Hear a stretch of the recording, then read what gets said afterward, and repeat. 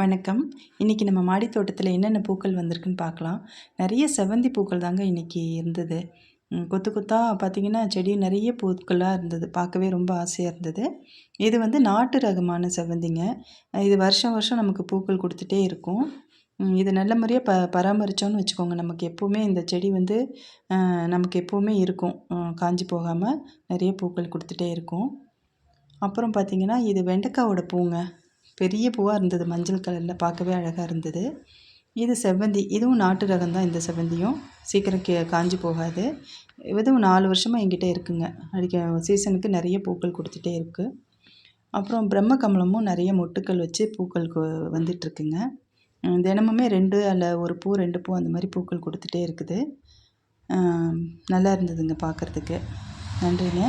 சேனலை சப்ஸ்கிரைப் பண்ணுங்கள். உங்கள் நண்பர்கள் எல்லாருக்கும் இந்த வீடியோவை ஷேர் பண்ணுங்கள், லைக் பண்ணுங்கள், கமெண்ட் பண்ணுங்கள்.